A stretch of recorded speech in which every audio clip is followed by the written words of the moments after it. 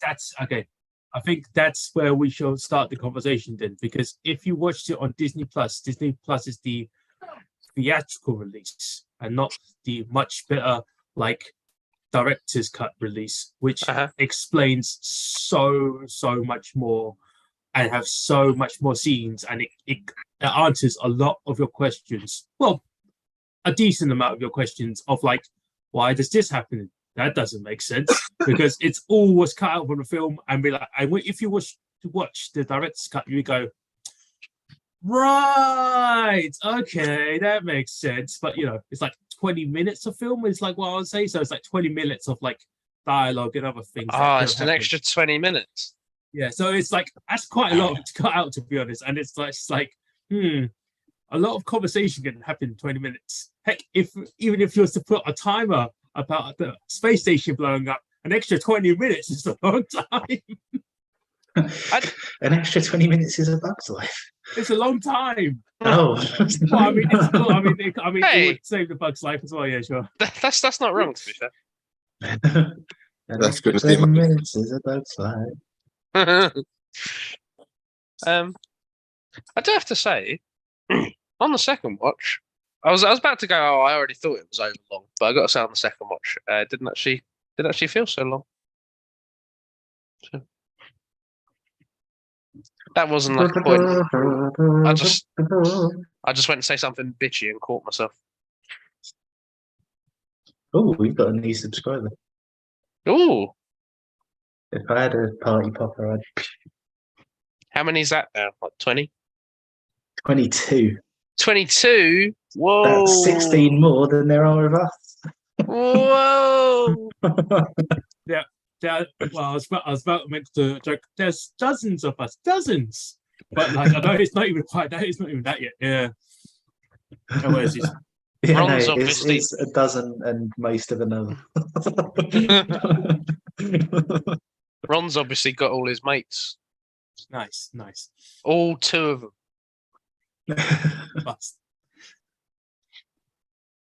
They just meet up to talk about Ready Player One every day. Or we can have all the people who are talking about and order. I think, is that now the most viewed video? Because it's at least hit 500 people, 500 views, right? So it's like... sorry. I love the idea that it's got 500 views. Let me have a look. He's going to say, actually, it's 5,000. It's like, wow, we hit 5,000 views. Actually, we've got a lot more comments calling Alec a dick. So our most viewed video, I'm just sorting it now, is the day the Earth stood still. And I think that might be because it's in the public domain now. So I guess people are searching it on YouTube and assuming it's the actual film. Yeah, but how many views? 848. It's not too far away. Like if I purposely watched the RR stream like a couple more times every day, like, it will probably reach there eventually. So I was like, yeah, that's great. So yeah, RR was on 530, so it's not far behind. And then weirdly, the girl with the dragon tattoo is next with 402. Oh, interesting. Okay. I guess we're big with the Swedish community. You said this before. You said that. I can't remember. You said it's like, yeah, you were all complaining about how Sweden was all cold and dreary, and someone from Sweden says, yeah, they're absolutely right. And I was like, I think I went off on like a little bit of a thing where I was like, yeah, I just don't like films from Sweden because they just like make me sad, man, because everything's all grey and horrible. And then somebody commented on the video being like, yeah, no, that's Sweden.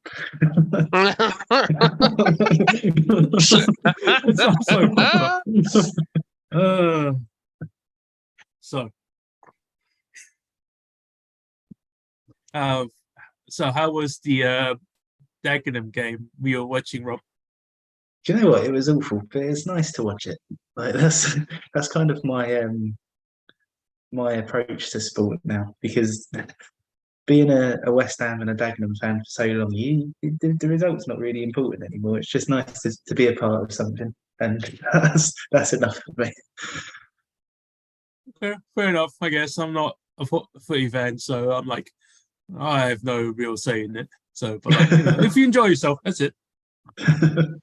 Thing is, right? So there's this thing where, like, if a game is at 3 o'clock on a Saturday, if you're in the UK, you can't watch it.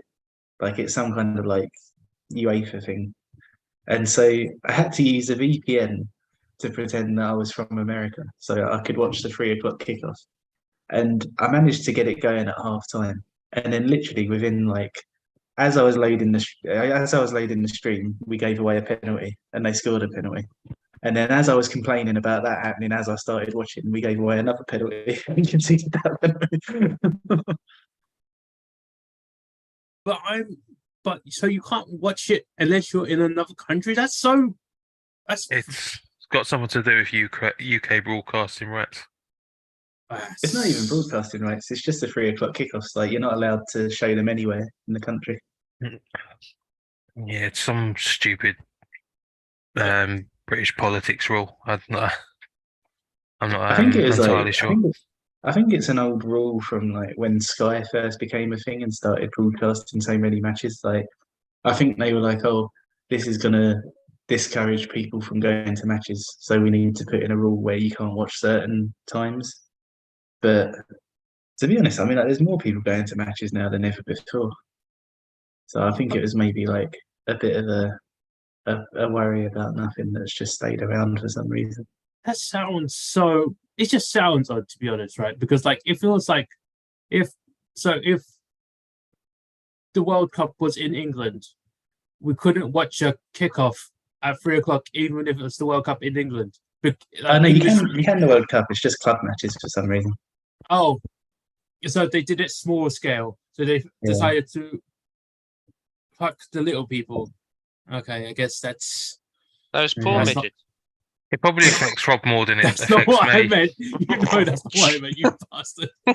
Yeah, you guys have all the big kickoffs, man. Well, Everything's televised for you. We've had 2 3 o'clock Saturday kickoffs this season, and we've Really, had only two. and we've had. Wow. I think the game I was supposed to be going to at the end of this month would have been our second non-televised 2 o'clock Sunday kickoff. Oh wow. That's mad. yeah. Isn't it? 4 games that we haven't had televised all season. Mm.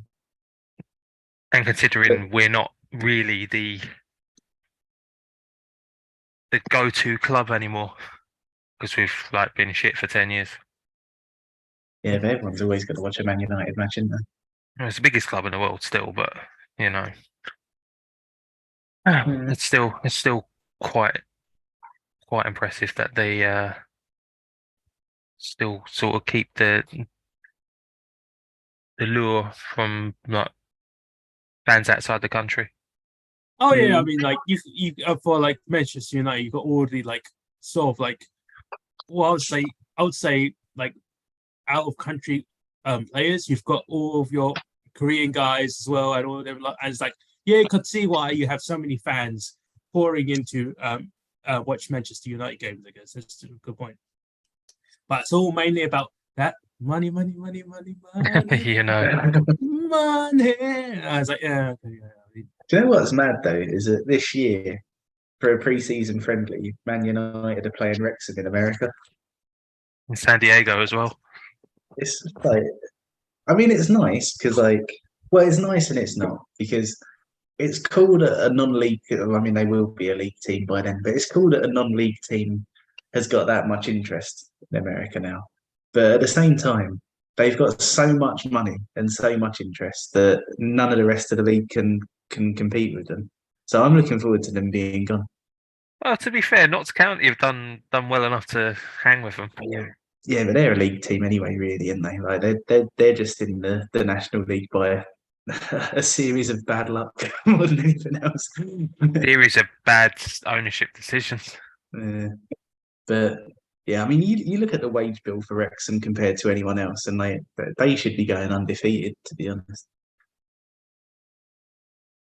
I mean, Well, like where their is star Ben? player is probably watching his pitch. I mean, he said he'll be here soon. He said won't be much longer at 18 minutes past. I feel. Well, we could. I guess we could like start it off. I guess, all right. And we could. I will really get it. Well, getting games. We can really get into it. But I guess we could Cool. go. He's only been here since last summer, and he's already boxing out a founding member. Poor, big for his boots. Emmanuel, you look like so sad and angry while you're scoring. Oh, fuck's sake. Oh, okay. Okay. Now we can all wait for this. Let's see how it goes. Yeah, this is the spectator sport here. Oh my Oh god! Lord, yeah. Oh! Well, you've got a Hall of Fame, Pat. Why you even want to look at it? Let him finish first. Let him finish first. Because I'm gonna let you finish, but let him finish first. That'd have been fantastic if he just went up to production and went, Oh, that's not that bad. That's true. It's not. It's not. I was expecting him to have just put loads of ones. By the could way be you that- lot was going on. oh, oh, ah. Yeah, you need to learn how to do this average, Simon. Whoa, shit. There's a formula you can. I Wait. always put your average in at the bottom. Yeah, no, but I've always have trouble doing it onto the phone. It's kind of like I try to put it. I'll try to put like equals some. Not yeah. I tried to do it, but it's just like annoying. I was like, fuck it. I could either do it at home when I'm on the PC later. But like, yeah.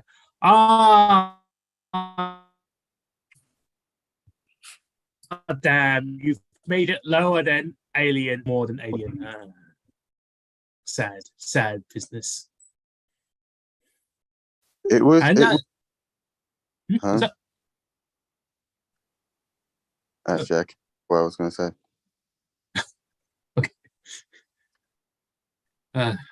okay.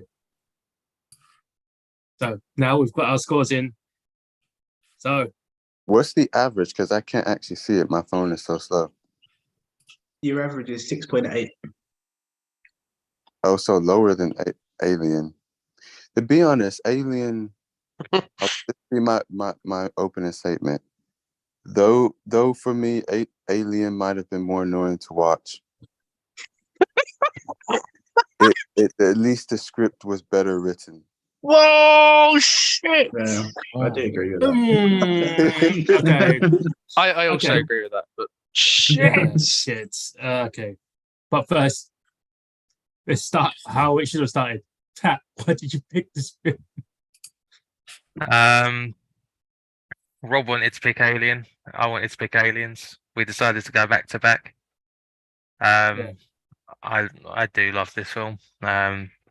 Appreciate that it's not going to be to everyone's taste, especially as a sequel, but I still think it's probably one of the best sequels ever made. I would agree. It's Oh, very fucking is. it's the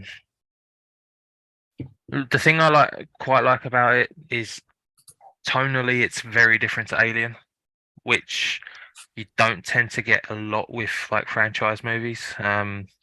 They tend to keep the same sort of tone. Some would go bigger than the previous film, but this one, whilst I guess it is a bit bigger, not in just terms of the actual aliens that are in it. You've gone from like a very dread-filled horror film to a shoot everything that moves. And I think they complement each other really well. What comes after, not so much, but I think like as a 1 and 2, they complement each other so well. And I probably do enjoy this one slightly more. But yeah. I think as a 1-2 between me and you, I really like it because it's like you've got the kind of sort of, I don't know, just like it starts with just kind of like just a horror that's all about the atmosphere, and then it turns into just like a big 80s action film. So I quite like I like that we've done it together. I think Aliens, although I really like it, I think I'd like it a lot more if it was its own film rather than a sequel to Alien. Because they were like, I don't know, I always watch it, and there are certain bits like when Ripley's in front of kind of like her new sort of crew, and they're taking the piss out of the Latino woman and like things like that. I'm like, I don't know. Tonally, it's shifted a bit too much in some aspects, and it's because it's playing up to like action tropes rather than like being like a moody horror film. Because it kind of goes from like, aside from the genre switch, it kind of goes from being like space truckers and like a film about people working together and that kind of thing to basically being like a high school film in the way that they talk to one another. Yeah, they're And, like, basically like prize hunters. There were. They're like prize hunters on this in the Oh. second one. I was thought going you to say said Bryce prize. Hunters. They shall marry the alien queen. But yeah, I don't know. There's a few of those bits where it's kind of like, I don't know, like it's similar to a lot of like 80s action humor, like the bits where they're going like, I can't remember like the exact dialogue, but it's the bits where they're like, "Oh, you're a virgin," and there's just something wrong. The But, funny, like the funny thing is, this was the first Alien film I watched yeah, it was the same for Simon as well. because I think I went through a phase, like I must have been like 10 or 11, where I was just watched through like loads of like 80s American action films. This being one of the first ones. And I think one of my cousins told me, "Oh, there's a film before that you should watch." Probably shouldn't have told me as an 11-year-old to watch an 18 film, but you know. But yeah, that's basically my discovery of Alien and Aliens. Mhm. I was about to say I like the idea that Aliens was like the friendly one, but I was like, yeah, the villains are nicer. And the villains are still corporate greed. Yeah, I mean, yeah, that's, Oh, that's, no. that- To be fair, I me mean, and Rob Alien spoke Queen. about this last week, where these two films are sort of quite relevant to the current day. Like you wouldn't. Well, the alien is obviously considered the main threat, but the biggest threat of all is the corporation, which is the same for all of us right now. Mm. Yeah, they're the ones that went back to the planet. They made everyone go back to somewhere that they knew was bad, yet they wanted to exploit for money. I mean, like you think of someone like Donald Trump or Elon Musk are much more of a threat than a rubber alien suit. I think that's one of the things with Aliens, though, is that like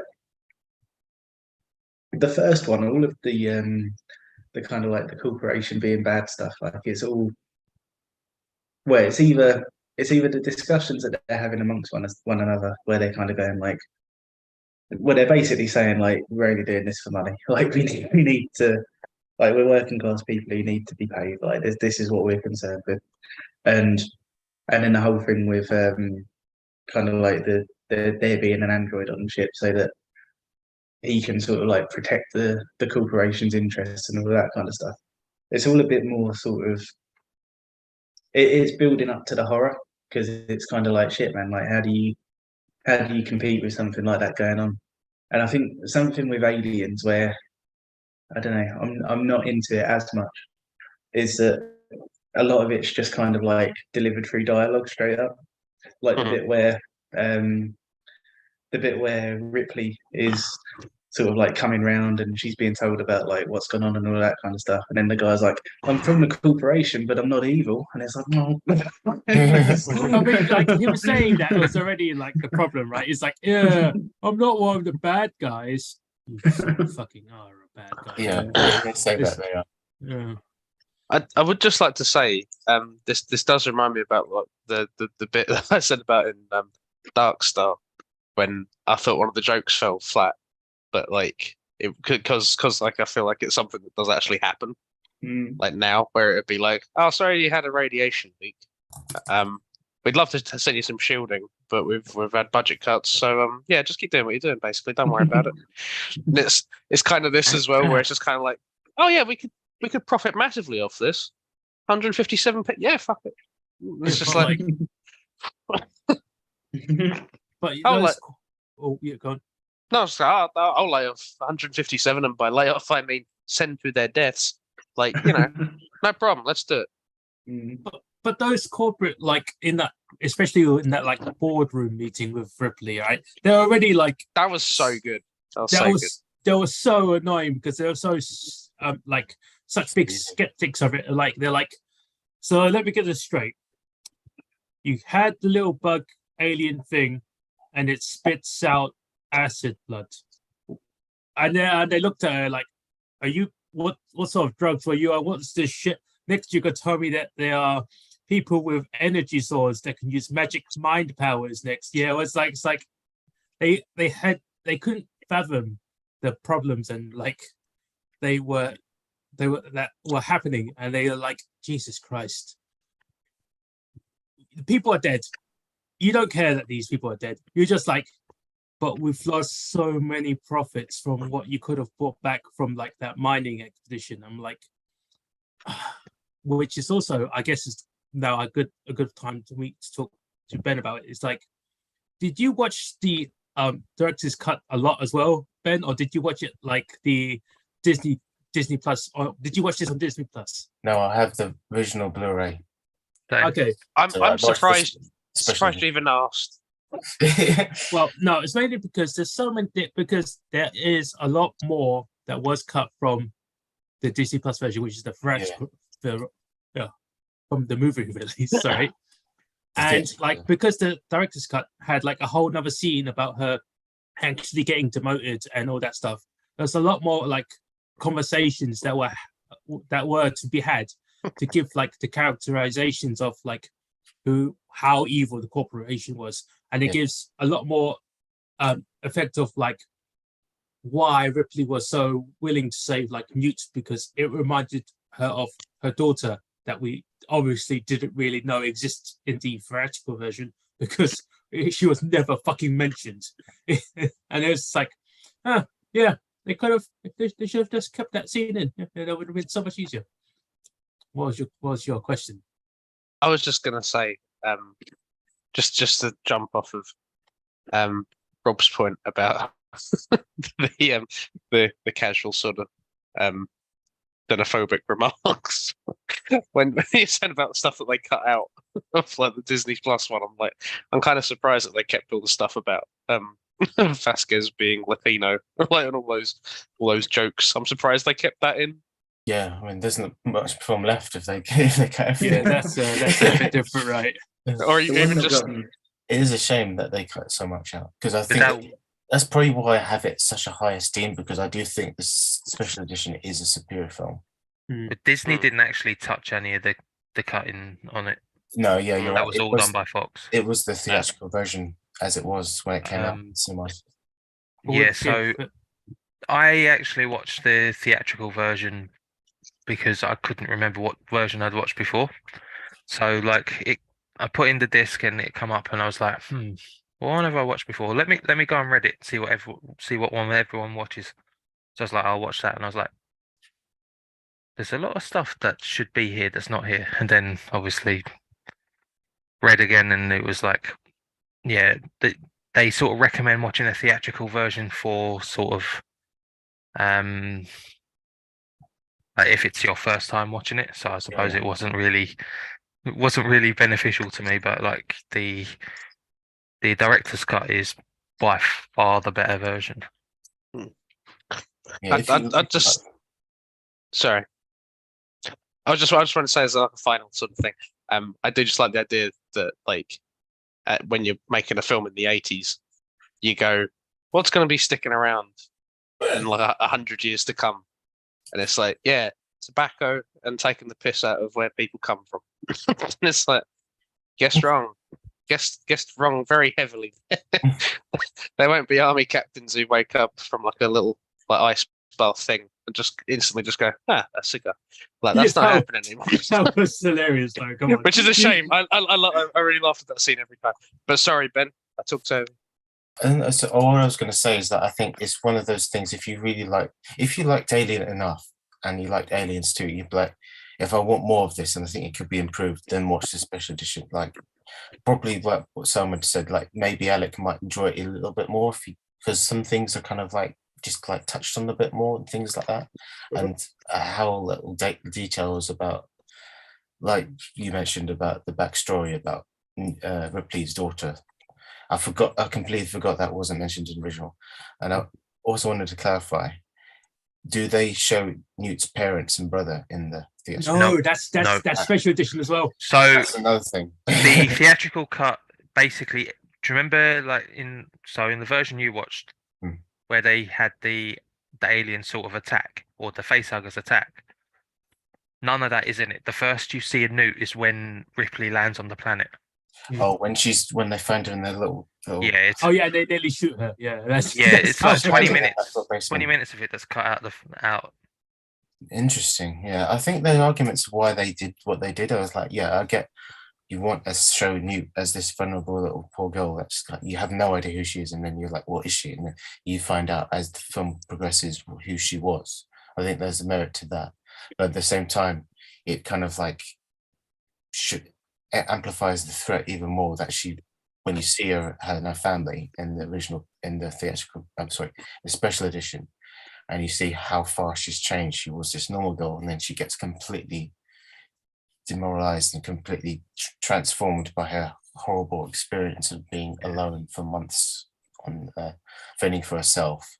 So you can make arguments for both being good executions of that story, because Newt is such a fascinating character, and she just is like, you can see immediately why Ripley would warm to her straight away, or anyone with like a soul would warm to her. But it's fascinating that you have these two different viewpoints of like, do you see Newt before? Do you see Newt as she is when Ripley experiences? So it's more like you're experiencing it as Ripley would versus you experiencing it how a Newt would. So it's an interesting viewpoint.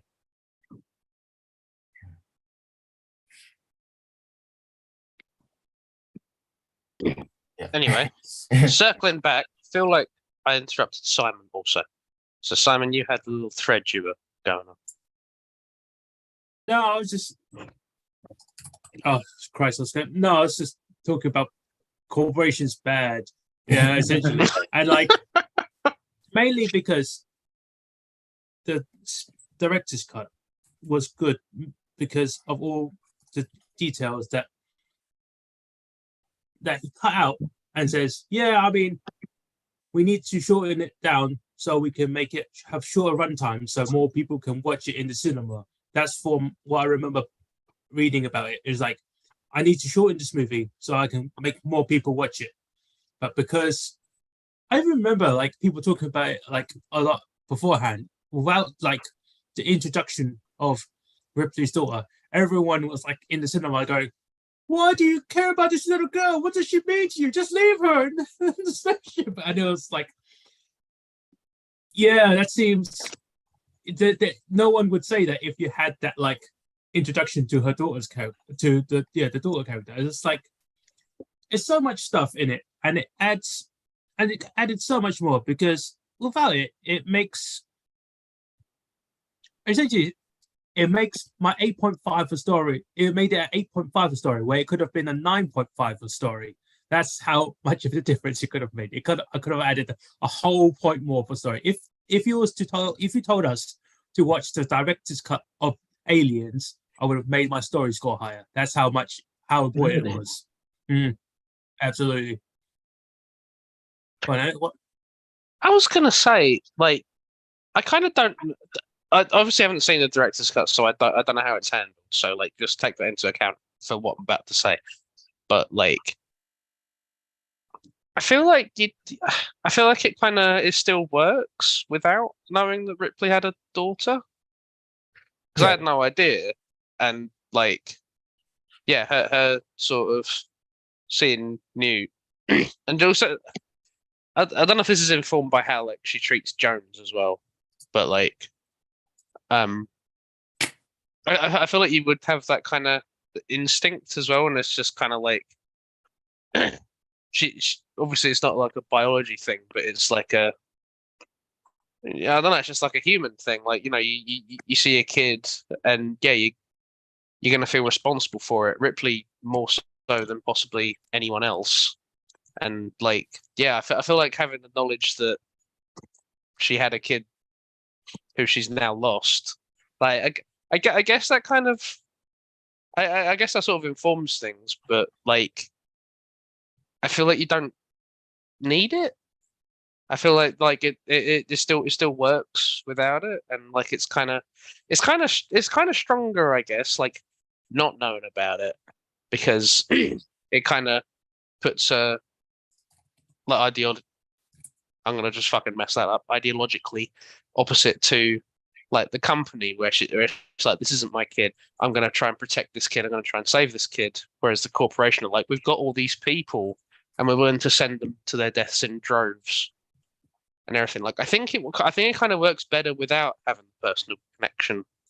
Like, I guess, but I can see you laughing at me, so I'll let you have it. Go on. I'm not laughing at you. I'm laughing mainly. Well, I'm smiling mainly because how to explain it? Let me think. I'm You not did- yes, laughing, there- I'm just without- smiling without- and trying- without the extra scenes, the movie works fine. Because I remember watching on TV with the extra scenes. I'm like, all right. So when I watched it this time, I was like, I feel like something's missing in this movie. And I was correct. There was quite a few missing in the movie. But the reason why that the beginning scene was kind of important to bring out the question of the mother-daughter relationships, right? It was supposed to reflect the scene at the end of the movie with the alien and the mother-daughter relationships. You know, the scene that you had problems with, Alec? Those scenes, there was supposed to be a parallel there, like a comparison, like, you know, a reflection of each other. So that's kind of why it was important. I feel like if you saw it with those scenes, you would have been like, fine, I guess, but it's still, I still think it's a bit shit. That would have been fine, but at least you would have saw where the parallels could have came in, and that's already changed a lot of what you could have, like, what you thought of in the movie, because there's more to explain about that ending scene, but we'll get into that when we really get into that. But let's see. Emmanuel Emmanuel did his opening statement. Who hasn't done the opening statement? Everyone else, apart from Pat. Well, I sort of did one. Yeah, Damn. I guess I'll just continue for now then. I would like. I'm To sorry. be how to fair, say- Ben hasn't. yeah, oh yeah, go Ben. Go on. It's good. Brilliant. Fair Thank you enough. for coming, Ben. Yeah, that was the end of my TED talk. So let's move on.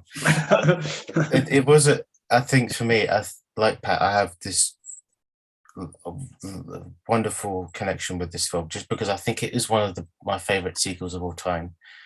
Because it does work as a standalone, like Rob says, and probably could be better as a standalone. But I think it is just a perfect sequel as well. It kind of just continues the themes and the characters from Ripley. Her story is beautifully, basically, it's extended in a way that kind of like it's faithful to the first film in terms of not just her character and her arc and her development, but just like how the world is like enriched and developed, and kind of like, let's just extend it and let's literally get to the meat and potatoes of how this universe is the way it is. What are the aliens, where do they come from, the people that live in this world, what other kind of people there are in the universe, kind of thing. Like, it does a really good job of it, like expanding all these themes. And I think the tone thing is really interesting, because I think the tone comes from like the people it focuses on. Like Rob says, like the first film is about these truckers in space and they're just workmen doing their job. And this one's about these Marines in space. They're here to do their own job, but their outlook and ideology is completely different. So the tone of the film reflects that. So that's why Ripley is the same character. She just has to kind of like, she's been put in this position. She has to like it or lump it, and she has to experience as like, these people are so different to how they compared to the ones I worked with before. I have to deal with it to be able to just get closure on this horrible chapter of my life, kind of thing. And so I feel it's really interesting that the film reflects her outlook on her experiences very, very well. Mhm. And the story just goes, and I think it's logical. I think it's kind of like every step of this film, like the first is steeped in logic. Like what would happen next if this happened, if they sent Marines to this planet, how they'd react, because how they would react in the situation. So it kind of like every progression isn't like just do this for the lols or anything like that. It's nothing like that, like some sequels would do. I feel that every part of the story seemed to have a point to it, and everything was kind of like character driven more than plot driven, I feel, because these characters make a choice through doing this and this, and this the repercussion affects this, and therefore it just spirals up control because someone did something and just made it worse for everyone else. So that's why I think it's quite a really clever sequel, because it doesn't just repeat the first film, it does it in a new way by bringing characters that would kind of like escalate things quite considerably. Mhm. My 2 cents.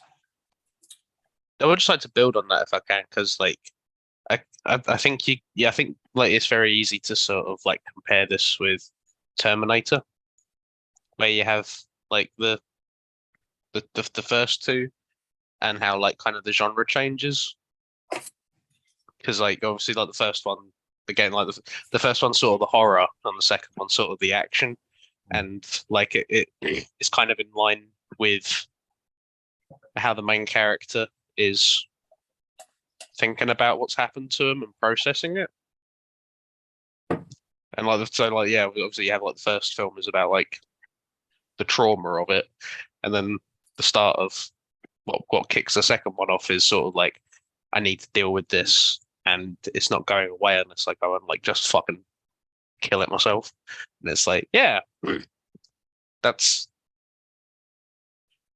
yeah, like I think that's a good sort of kicking off point for it. And it's like, why does Ripley go back? And it's like, because she can't sleep, and it's because this is physically keeping her up at night. So she needs. She has to go and deal with it. And it's like, yeah, that's really, really good. And the corporation stuff, that's fantastic. I really, really like that. Because I think that is exactly what would happen. She'd explain what happened, like, you know, what occurred. And they'd be like, yeah, but it was still a really expensive ship, and we don't have any evidence of what you're saying. So, like, as far as we're concerned, you're fucking insane. Mm. And it's like, that's exactly what would fucking happen. That's so good. That's really, really good. I guess as an opening statement, then I will say this had like so much good setup, and like it was doing very, very, very well with me up until like the last 20 minutes, and then I felt like it sort of just rushed to the end a bit, and yeah, but like I did get to like kind of the 2 hour mark, and I was like, damn, yeah. I can't remember what issues I had with this movie when we watched it with the event thing, but like this is holding up pretty well. But yeah, the I've got a lot of issues with the Alien Queen, as we remember. Yes. Just for the benefit of the 3 people watching this, maybe. Let's check how many people are watching this. I feel like we're going to lose Emmanuel if he doesn't speak it like a bit. So he's really tired. You okay, Manny? Manny. Yeah, you're not. I'm going to I'm pouring water. Sorry. I'm going to sit in bed because it will be annoying for Camilla if I fall asleep on the couch. Okay. I mean, as long as. Hmm? Oh no, good. Keep going. Keep going.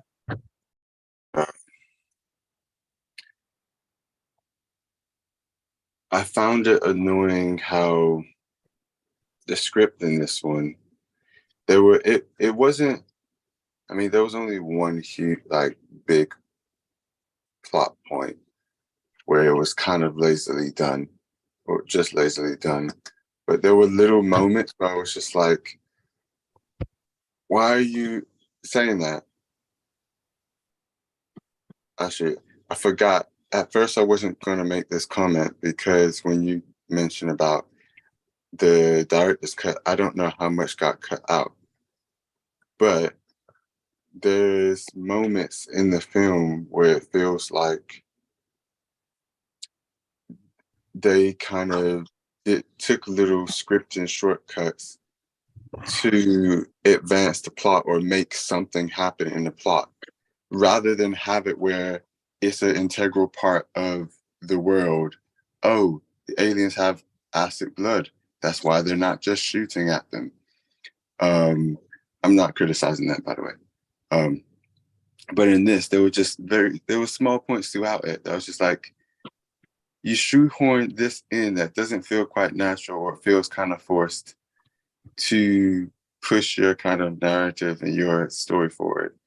But then maybe it didn't feel like that if I watched the director's cut, which I didn't know. Like I didn't realize. I know there usually is one, but I didn't realize there was one, and that so much was missing from the one I was watching. Yeah, 20 minutes is a long old time. It's a weird thing, really, because but then, well, I was going to say James Cameron tends to get what he wants, but I suppose this was like 40 years ago. Yeah, before it was what, his second, third film, maybe. Have a look. Who's that? Is James Cameron?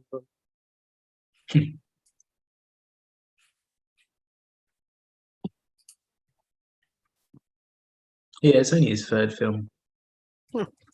After, but to be fair, after Terminator. Yeah, if we're bringing something up that's it's explained in the director's cut, then like go ahead, I suppose. Interesting. I actually didn't realise how few films James Cameron has done. Hmm. I'm just looking at his filmography now, and it's Like like eight films.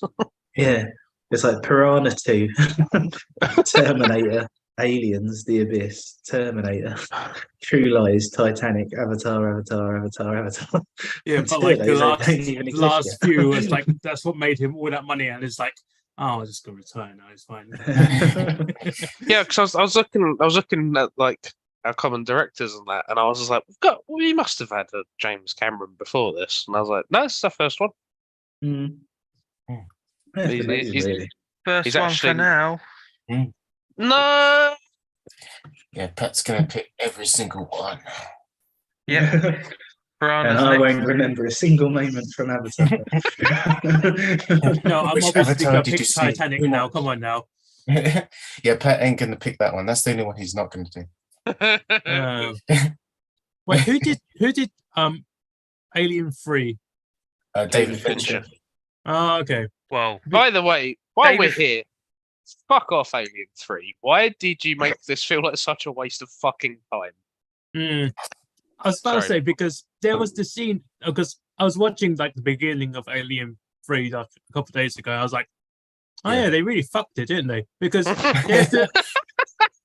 because the beginning of Aliens, when Ripley has her nightmares, I was thinking, damn, if that actually happened, and like she was infected and it infected like the whole like colony, it would be like a whole different sort of like story. It's like, damn, that would have been so ballsy for them to kill off the main character like right there. Of that, I'll be like so unexpected, but like, god damn, the size of your kahuna is to do that. It's like, fucking like, whoa. Yeah, but they didn't do that. Obviously, it was just nightmare sequence. It's the reason why she has to go back and she has to call Burke on his literal calling card. Fucking, I don't know about that. Something about that really annoyed me because it's the big piece of plastic that she has to stick into her like little computer thing, and I'm like, was that easier than picking up a phone and just calling him? What? It's like a big, massive piece of plastic, and he just sticks it in. It's like That's the future. You literally, supposedly, yeah. Just, Remember the Jetsons?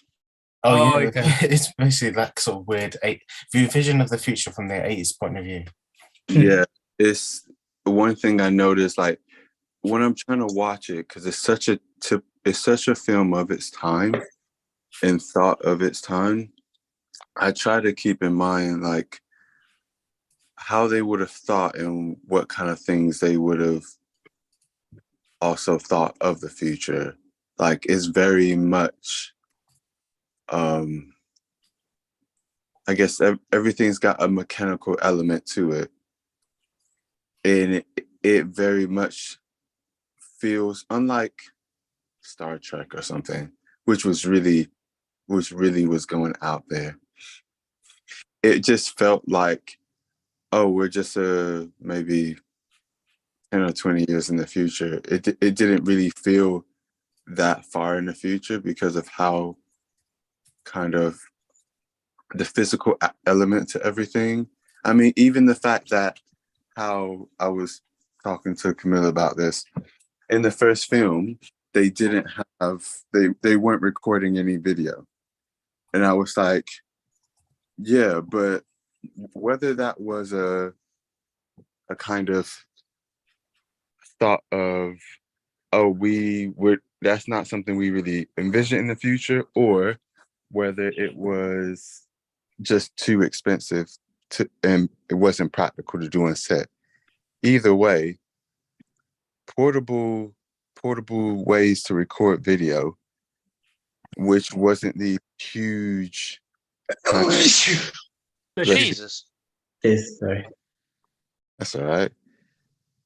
Which wasn't like, you didn't really have a big blow up of portable filming until after that film actually came out, or filming on smaller cameras and things that kind of made that seem, I guess, especially more likely to happen. So obviously their vision of the future could be different than, yeah, I mean, yeah, it's different from what technology actually developed in the future, because there is no awesome forklift robots that are in the world right now. Admittedly, which is the reason why the like commander and like everyone else was so impressed, because she's like, yeah, she's forklift certified. Yeah, awesome robot. But it's, I mean, but also actually it brings up my other point is like, even during that time, they still thought, wow, in the 80s, they still thought in the future, all of those Marines, a bunch of jarhead, meathead people. Yeah, and that's that's fucking like, America. no, it's like, Jesus Christ, man. Because I remember this, I was just thinking about it when you said it early on, Rob. The scene was just like, yes, we're going to have to save some Altarians from their virginity. And he puts his cigar back in his mouth. And I was like, yeah, okay. There's no redeeming qualities or that. It's like, it's still a bunch of like jarheads. And it's like, Yeah. One thing I was thinking quite a lot throughout this film. I was just like, at first I just thought they were mercenaries because I wasn't hearing things properly. And then I was just like, wait, they're actually part of the army. Wait, they're Marines? Yeah, Marines. seemed like Army cadets. And then I was thinking about the context of someone mentioned last call, Vietnam War, and I was just like, okay, this batch of folks feel like they literally operated in Vietnam War, like they were one of those young kids who was just like, it was pretty wild, like in terms of how people acted, how people were in the situation. It's like, yeah, that makes sense. But that's like Marines. I feel like not the words they were saying, but how they were acting did not feel like how Marines ever were or ever are. I think the thing is, these are space marines. So you go, how many? Well, this sounds like a crap argument on its face, but I'm sort of like, how many wars have you been in space? And it's like 0. Yeah. There's nothing out there. You don't know about xenomorphs. You never fought really. You've only trained, and it's like when Yeah. I think it's someone they're doing the drop, and they're like, Gorman, how many like drops have you done? And he's like 38 simulated. This would be like the second one, and it's like these guys are all fucking jacked up, and they ain't got anywhere to put it. Like they've never been tested, and it's like, yeah, these guys are all bravado because no one's actually got like any achievements to speak of. They've not found any aliens to fight or anything. So, I quite like the characterization of it, to be honest. And I think it also just reiterated in the first one in terms of these guys, this troop, they're probably the bottom barrel. They're probably one of the worst. Like out there. Like since the company keeps doing this crap, we know that, is it called wait, what's the name of the company? Weyland-Yutani. Yeah, Wayland's. What Camilla was telling me about that because I couldn't remember again. But they obviously they get this lieutenant who has no experience, who's barely an excuse for a lieutenant. They don't care if any of them survive. They want to take the Amazon approach of paying the least amount of money, just barely qualified, and just throwing people to the wolves. And if they come back, oh great. If they don't, we'll just hire some other folks. It's literally, I could imagine that company being Amazon, and that's the space division. Or maybe it's Apple, and they go, you know what? I want to get out of this division. And they like message and they go, hi, can I like unsubscribe from this? And they go, oh, you can do it for Apple Music. And you go, oh, all right. And you go and download Apple Music, and they go, nah, you can have a free trial of Apple Music if you want. You know where I'm going with that. I know you could have gone your PS4 and then locked out. Yeah.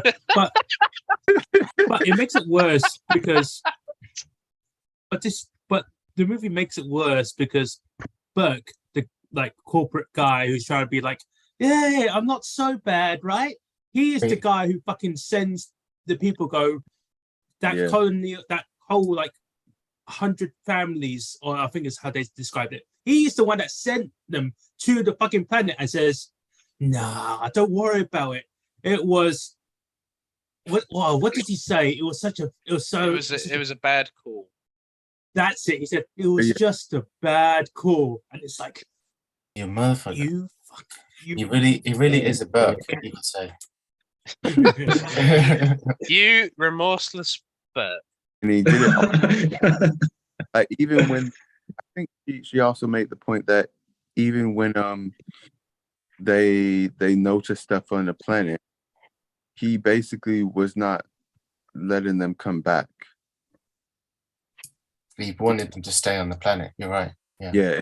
investigate the stuff rather than Evacuate. yeah. So it's like, yeah, you killed all those people and you knew. Oh, bad call just because you wanted exclusive rights and all the money. Like now, Yeah. I wanted to ask. I don't know if this is in the director's cut or anything, but is it explained or does anyone know why Ripley was like, we can't kill him. We can't kill Burke. Oh, because she wants him to like get fucking tried. Like he wants- she wants to take him back so everyone knows what the fuck he did. Yeah, his responsibility needs to be taken into account. Oh, Yeah, he That's- wanted them court-martialed, I think is what they actually said. I'm not 100% sure if that's correct or not, but like, yeah. If he works for Yutani, she wants that whole company bankrupt because it's their responsibility too. Because I think if you kill Burke or if you put him in a position where he is killed, then the whole thing kind of dies with them. You can't prosecute anyone. Yeah, it's just like- Whereas she's like, I want this on record that you sent 157 colonists to their death for no other reason than your fucking personal gain. I want this on record. I want you fucking nailed to the wall for this. Like, I get it. She does make some bad decisions throughout the film. I don't think that's one of them. It's decision that makes sense, but the army guy that was going to kill him, his decision in terms of highest chances of survival made the most. When you have a liability who's trying to kill you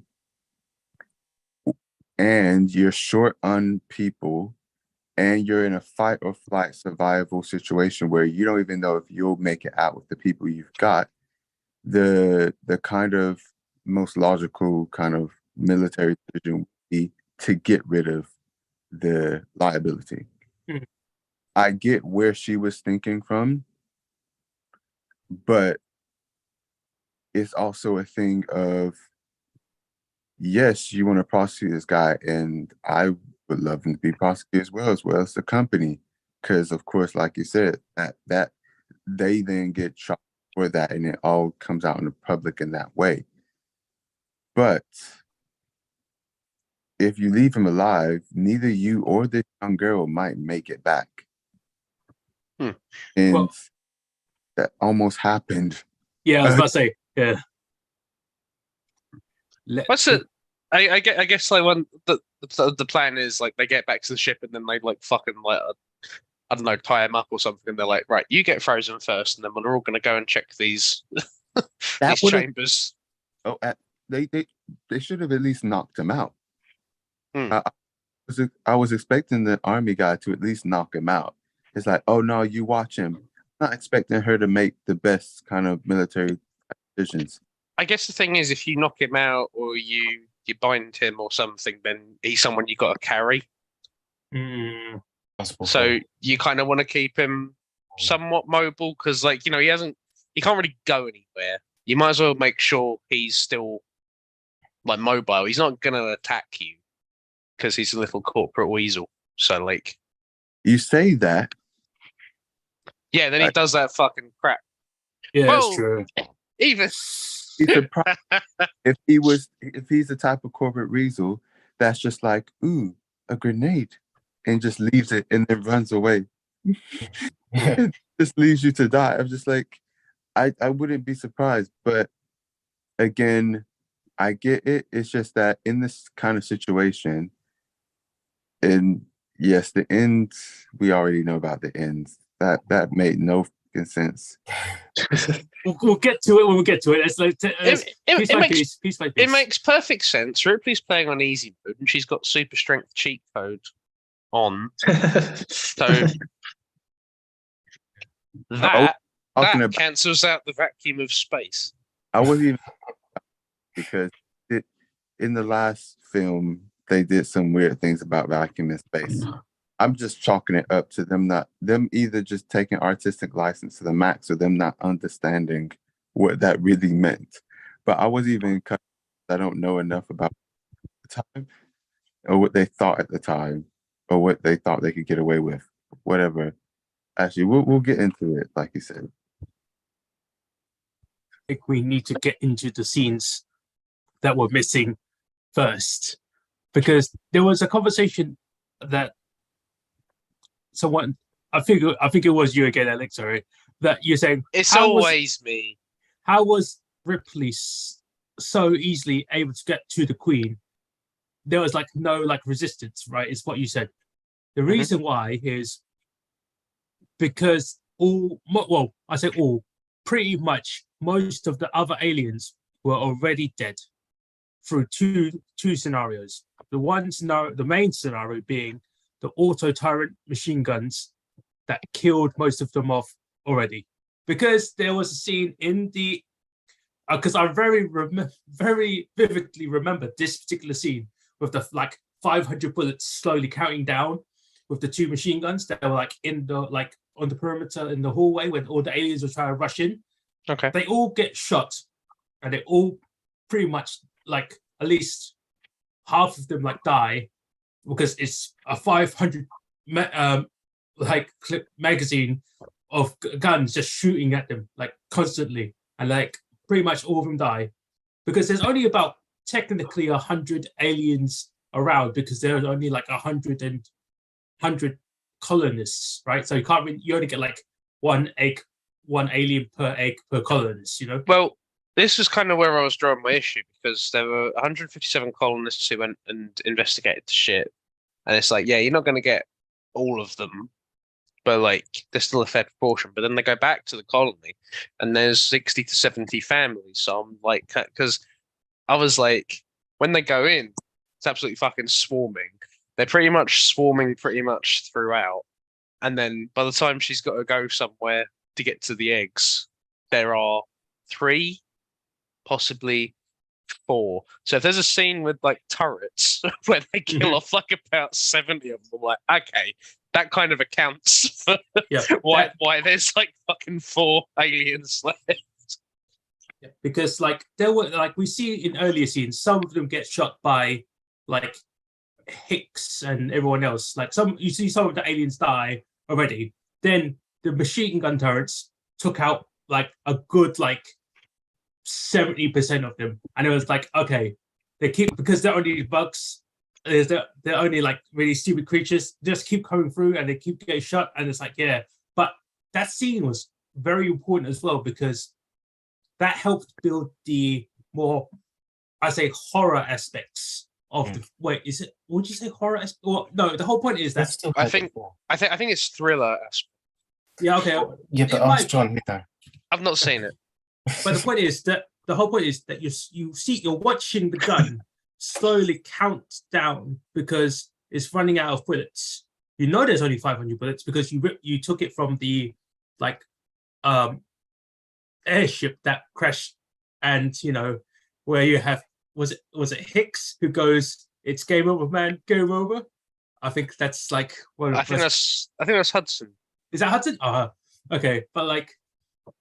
Yeah, it's they got it from the airship, and there's only got 500 bullets per gun, and you're slowly watching it count down, so it builds tension because they keep coming. That you're still shooting them, but they still keep coming, and it's just like you're watching the bullets slowly run out because once that count hits 0, there are no more bullets. You only have what you have in your hands, and it begins to build more tension, but it stops after like what? Because the aliens stop coming at the hallway after about after a while, because there's like it leaves the gun with like 10 bullets left or something really silly, and it's afterwards I think they stop.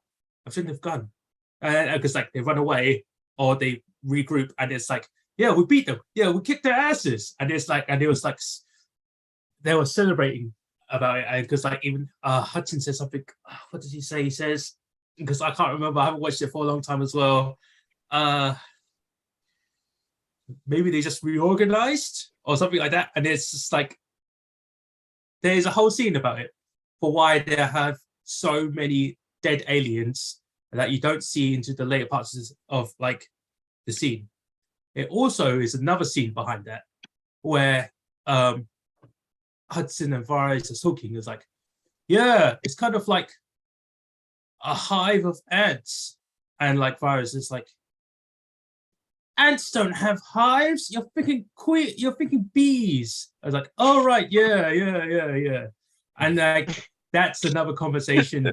That's a deleted scene. It's so stupid, but it's like I didn't know. I thought you said they don't have hives, you queer. It's like, geez, all right.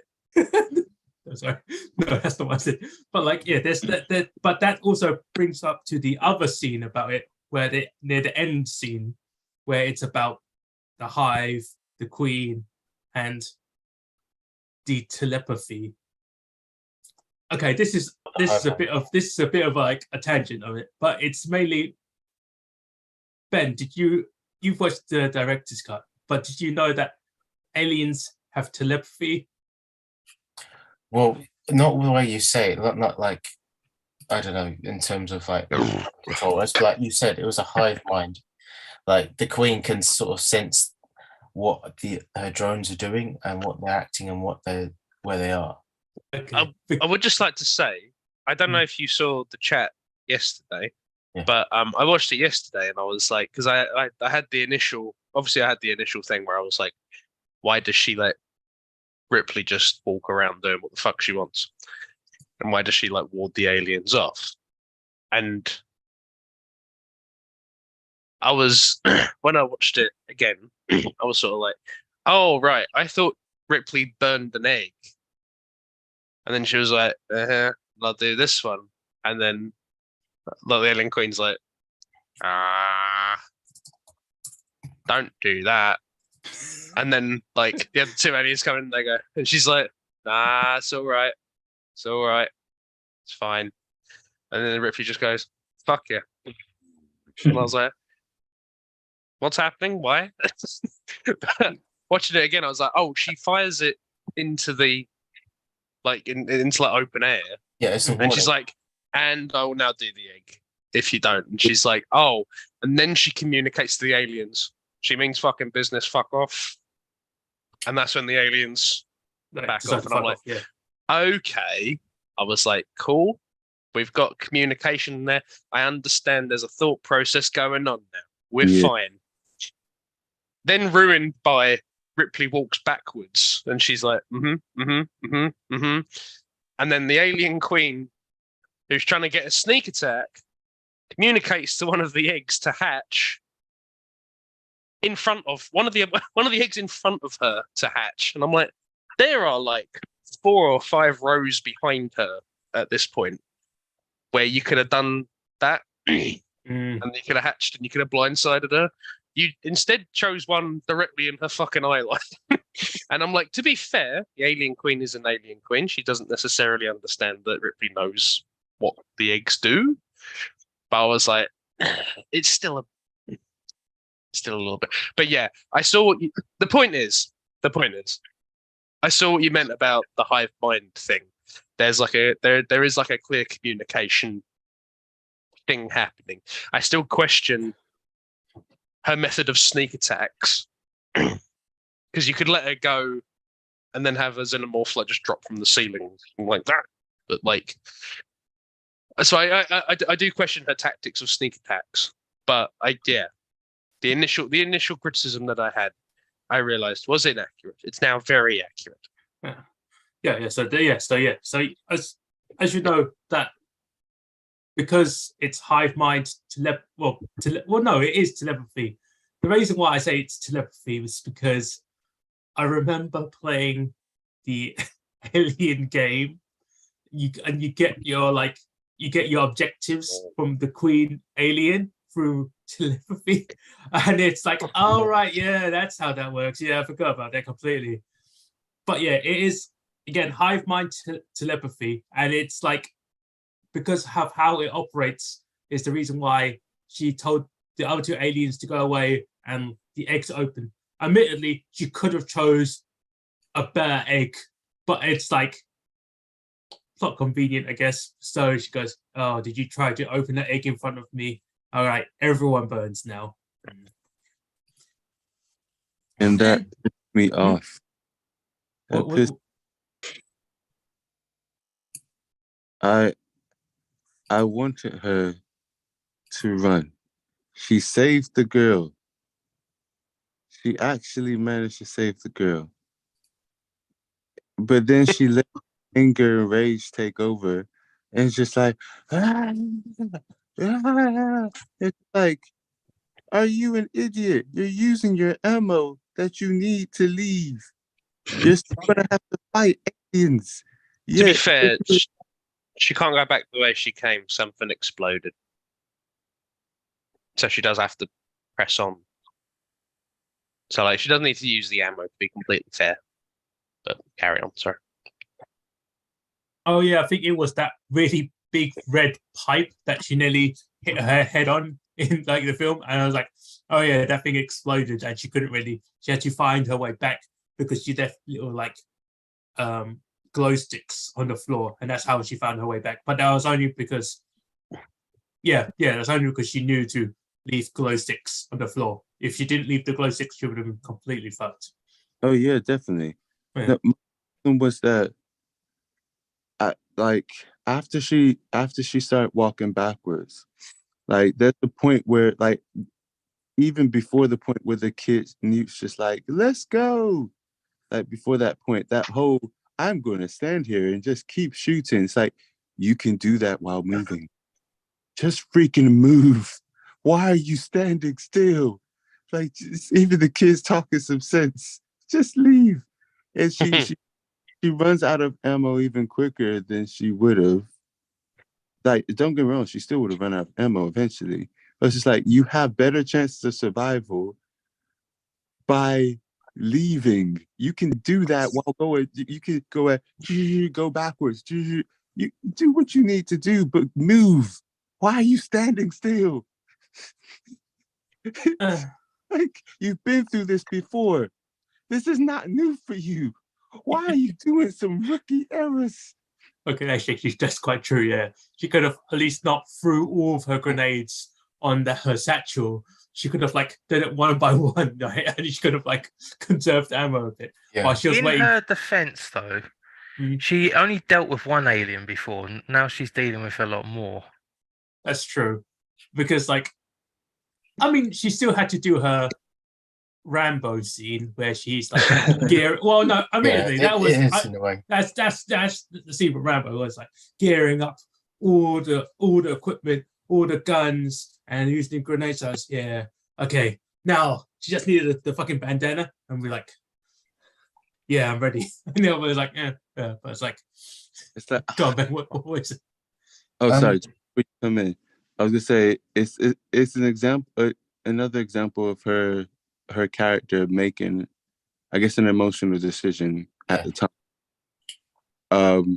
But also, yes, I would have preferred it if they created that situation more naturally rather than going. I don't know. I guess they both work. It's just that one version annoys me and one doesn't. But anyway, carry on. Cool. Okay. I just had a thought about the whole egg thing with Ripley and obviously hatching in her eye line. Like, obviously, the whole thing it's silly that it opens in front of her and she sees. However, I just had a thought going back to the first film where John Kurt's character is firsthand sees one for the first time. It hatches on its own because it senses the heat of a potential target. Is it because is she actually the nearest? Is that egg the nearest to Ripley at that point, or not? Because if it was, it hatched on its own, and it wasn't the Queen's doing.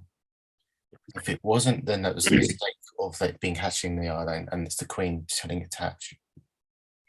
It's hard to tell where it is, but she's also like in proximity to like lots and lots of eggs. So, but even then, if she's communicating to lots and lots of eggs, that's still better tactically than just one hatching.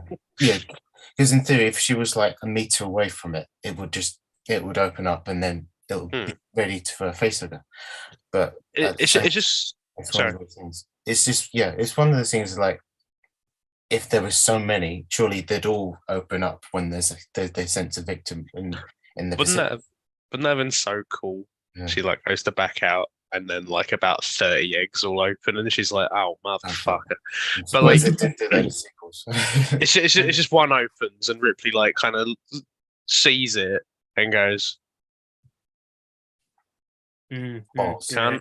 Would have made like you guys' version of that scene would have made more sense. Well, this is the thing in my version. I feel like Ripley wouldn't necessarily like get out because like I'm thinking like you're dealing with the alien queen. She means fucking business, mate. Like you ain't getting out of there very like easy. Well, I mean, you say that right, but it's like the alien queen is not a smart alien in itself because That's really crap to me because Yeah, 'cause- the alien in Alien, Hmm. it's very smart. It's very tactical. It's very good at maneuvering into positions and like making like its prey kind of move into positions. And it's just got sometimes it's just got to like move toward a vent. And that's enough to make Dallas go, "Oh shit!" And he like panics and he goes down and it's directly into his arm. So I'm like, I don't like the idea that the alien queen, like becoming the alien queen, makes you stupider than your basic underling. Yeah. I'm like, if the aliens are smart, if a basic xenomorph is smart, the alien queen should be fucking smart. And like she, like she has enough intellect to be able to work like an elevator, and okay, that's, stuff like that. But that was like, the scene I was going to complain about. She doesn't call the elevator. Ripley presses both of the elevator buttons. But the Yeah. point is, she shouldn't have waited for an elevator. She's a xenomorph. She's got the big claws and like she can climb. They all can fucking climb. She could have climbed up that fucking like elevator to get to them easy. Didn't need to wait for that fucking elevator. I do like the idea of her in the elevator though, and she's just like, ding, and then she goes up and it's like, dun, Elevator music. dun, dun, dun, dun, dun, dun, dun, girl, call me the name of That could have been a great like hard cut. She's just looking at her watch like, for fuck's sake. How it should have ended version doing that. Oh, I'm surprised they've not done that. Yeah. No. Instead, they complained about the same scene that we're complaining about her getting sucked into Oh, the vacuum space. of space. Yeah. Can I say one thing? I do feel that there's one little tiny rewrite they could have done that would have completely fixed that for me. I think is I that- have the one as well. Go on, you. Yeah, it's basically if she stayed in the mech suit the whole time Yes, fucking and she held right. on with the mech suit, and that's Yes, it. absolutely. That's what I thought as well. Because the mix, there's like another, like couple. There's like another little deleted scene of her working, the mech suit forklift loader thing, and it's got all the little buttons and all the thing, and it's like a quick introduction to it before we see her Yeah, use you're it right. again. And she's lifting stuff to just say, "Where do you want this?" kind of thing, and Yeah. But it's like, but all those buttons have like things that actually have writing. And I'm pretty sure one of them was supposed to say lock, like a vice grip lock. So it would have been such a thing where if let's say she was in the mech suit, she with the one of the arms vice gripped locked into like where the ladder was. And like let's say the alien queen with her tail like slices like up like the legs off the mech loader, and like and Ripley was able to just get out of the way. It could have just been half the mech suit, but as long as the arm was still there, Yeah, and she could use her other arm to like open and close the door, it would have been fine. They could have made a whole another fucking scene where Newt was just about to fucking like fall down and Ripley still grabbed her in time. It could have been fucking way better, but maybe James Cameron didn't realize the vacuum of space during that time, but every time we watch it now, we go, "This is a bit shit, isn't it? Well, this fucked up, didn't it? They fucked this up," and it's like it's so. That scene is the thing that made me always drop that half mark, because again I haven't watched Aliens for a long time, because that's why I was thinking, huh, this scene's missing. But that scene, upon rewatching it again, made me go, yeah, okay. Yeah, That's the thing. Like when I looked this up on Wikipedia, it's like, oh yeah, this is on like the list of sequels that are better than their predecessors, and I'm like, I don't know how you do that one when you have the airlock bit, like, because that is just absolute fucking clown shoes. I don't know why. I don't know why you. I don't know how you see that and go, yep, that's fine, nothing wrong there. That's just like the entire. That's just all the air rushing out of a spaceship at once, and there's an alien holding onto Ripley's ankle, and she's like, "Nah, it's fine. I've locked my elbow. It's cool." Like, what? Not in any world does that happen. And is that because even in Alien, where she sets off the airlock, like she's in a spacesuit. I'm not sure I remember, but I feel like it's like connected to something. I feel like she has something to hold on to. The spacesuit was still strapped onto the backboard. It wasn't actually just. There you go. Yeah, so that's the reason why she wasn't sucked into the vacuum of space. Yeah, but like it's accounted for. Yeah, but it's just kind of the strength of the human elbow. It's like, no. Well, I mean, it is James Cameron's version of space, right? With unobtainium and all that other shit, right? So it might have been James Cameron did do a film called The Way of Water where 4 people drown and no one dies. Like, so like it, like, whatever. But okay. But yeah, I feel like the Alien Queen was a little bit of a fumble. Like her the concept of her and like her introduction were so good as well, though. But her execution at the end was what made it bad.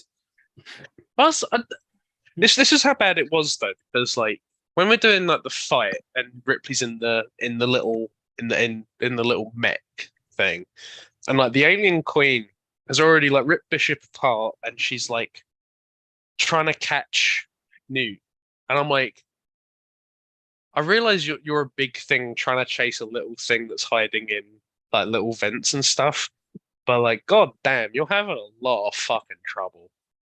This tiny little girl is giving you the fucking runaround. But then we're doing the mech stuff, and like, I mean, we've gone over like I thought like the Alien Queen should have like used the second mouth thing in the chamber and everything. We've been over that. That's not something I'm that bothered about anymore. She should definitely be using it in the mech fight. Ripley doesn't have any kind of protection in the mech from the second mouth, and it's mainly fought with like the Alien Queen is fucking up in her grill, like their faces are like here, and I'm like, this is the fucking time. I shouldn't have to tell you, Miss Alien Queen, like, you should know this is prime fucking this is where you win if you're here with your adversary. But she just never uses it, and I was like, I haven't seen her use it yet. Does she have it? Does she have one? If she's an Alien Queen, does she not? Does she like lose access to the second mouth? Like, why is that? I guess it's not a problem if she doesn't. Like, but like, it seems weird to me that you evolve to get better and you lose like your biggest advantage. But like, whatever. If you don't have it, and you don't use it to the end of the film, I guess you just don't have it. Like, whatever. And then she uses it, and I was like, where the fuck was that for like the whole fucking 5 minutes of this? I mean, like There were so if- many opportunities to use this, and you just used it when you were out of right. Like, why? Why didn't you use it? I don't understand. if you really want to get into it, right? She uses her tail to Her like fucking bicep- ass. She used her fucking ass before she uses her mouth. yeah. When her mouth is in her face. Yeah, but like but even then, she doesn't even use her tail properly. She bisects fucking Bishop. Bisect? Yeah, I think yeah. She splits him in half, right? And but like she doesn't even use because Bishop is a much smaller thing than a big fucking forklift mech, and she doesn't even use the tail to like slice her or anything. It's like she's just clawing at her like some really like deranged cat. And it's just like, it could have been so much better. If But you've it's got just like- if you're in a fight with something and you've got double the limbs, you have such a fucking advantage. And that's not even like going into how many mouths you have that are like spring loaded or how much acid blood you have. If you've got 4 arms and your adversary has 2 arms, you fucking kick the shit out of them. Like just no problem. But no, she just Oh kind my of doesn't remember she has 4 fucking arms, and it's like, man, this is like I'm so like I said, like the whole like 2 hours, 2 hours 15. I was like, yeah, this is all pretty fine. And then we get to like the mech fight, and it's like slow. It is awkward. Sigourney's going. "Ah!" And the puppet's like kind of moving, sort of like it's kind of lagging behind her and that. And then the alien puppet's kind of going, "Ah!" And it's like it just become it. I'm just like, we've had so much good action, and we're ending on this slow, awkward, laggy fist fight between an alien queen and a mech. I'm like, I don't know. And then it culminates with obviously the fucking airlock debacle, and I'm like, God, why? like I couldn't believe I was just like, this is a bit. I'm watching like a different I mean, like film because the action wasn't this laggy, but and I mean, now it's really laggy because Sigourney can't die. We can't have her die. So again, we just put her on easy mode, so the alien queen moves a bit slower, even though she's kind of in this big fucking clumsy ass JCB. Not even the JCB is more agile than whatever she's in, but she's still kicking the shit out of the queen. I'm like, I mean, okay, but like the reason why it exists is the main question you're saying, right? The reason why it exists is because it's an 80s action movie, and it has to have a big fight, fist fight with the big bad guy at the end. May it be like any sort of other action movie, it'll be 2 guys just having a punch up at the end, and it's like, is it necessary? No, not really. But do we have to have it? I see it action in movie, concept's fine. It's just how it's like shot, I guess. It just looks fucking awkward. It just looks so awkward. Like I feel like the alien queen should be a lot faster than they show her reacting, and like the mech, like I don't know. I feel like the mech is like so awkward. The only like answer I could say is that she was just finished giving birth to about 30 eggs, so maybe she's a bit disoriented. But it's like that's like, it's not really an excuse. But I'm pulling things out. It's like, yeah, I mean, she just finished giving birth, and it's like, it's I'd be a lot faster, but my arsehole's feeling pretty wide right now. So like, I'm not quite up there. Yeah, she literally just left her arsehole behind as well. Don't forget. Oh yeah. I'm just thinking about the South Park one where like Hartman's got a satellite dish up his arse, and then it all just rushes back in, and they're like, "Jesus, are you all right?" And he's like, "Yeah, no, it's great. I love having a satellite dish just go all the way up." No, I'm not all fucking right. But yeah, I guess I would slow you down. All right. I was talking to Eb about this, and she made the alien. I don't know. She described it in such a funny way. It just really reminded me of like a kid's birthday or something. You know, and you got to write like thank you cards. And she was just like, "Don't get how the alien works." And it's like if you wanna impregnate people with your eggs, better start being nicer to them. You know, because you're not giving them much incentive to be around you, and you know that's your whole thing. You need hosts to, you know, grow your eggs and stuff, but you're not being very nice, are you? You're not being very attractive. If you were more attractive, you'd attract more people to propagate with. But you're just all like, just like you realize the alien's not our child, don't you? Yeah, but like then afterwards, then you actually go into Alien versus Predator if you territory. don't write thank you cards, then no one's going to want to come to your birthday party, are they? I mean, I It guess. just really made me laugh. uh, Well, this is how you would approach this. birthday cards. Bless her. No, just if our kid was a xenomorph. Except now the face huggers behave like they're fucking Jimmy Savile. Oh dear. That doesn't sound good. Oof. Yes, oof indeed. Forces itself down your throat. Oh, you had to. You know, Eb didn't know did Jimmy Savile was? I mean, how Not long has big she in been in the Australia. country? 5 years? Well, I mean, unless all my it's fault. an active conversation, it's not something that, you know. It's good that you don't remember him. Yeah, It's a yeah, blessing. it's, It's a yeah. blessing. I mean, like, rather not know who he is better, obviously. Yeah, people like Jimmy Savile and Gary Glitter don't need really any introduction. Wow. No, I won't say that. No, I won't say that. No. Yeah, no. Anyways. A lot of I- inappropriate things went through my mind, but I'm not saying any of them. Yeah. I'll be. Yeah. It's not. Anyways, so Alien Queen fight was bad. Her introduction was quite good though, because you have that scene where the music completely cuts out, and it's only like the air vents and obviously Ripley holding Newt as we slowly pan over to the big massive thing that's like kind of like hulked there into the position where it slowly reveals its face and like, you know, salivary mouth, and that's creepy, and it's good because it's like you got the alien, which is kind of like scary because it's kind of big, kind of violent. Then you have the big alien. It's like, oh, it's even bigger and more violent.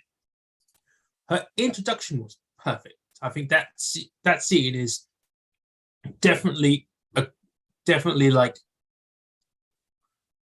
who is it? Not the best, but it's definitely a top three scene. I'd agree. It was a good springboard. Like you've done the entrance. Now you just got to sew it up, and then they didn't necessarily. I think like literally just as far as.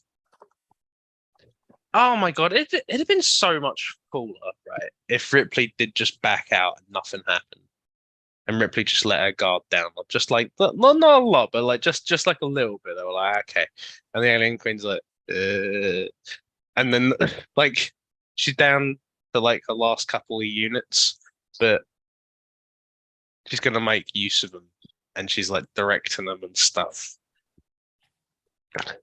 Like if we didn't. I don't know.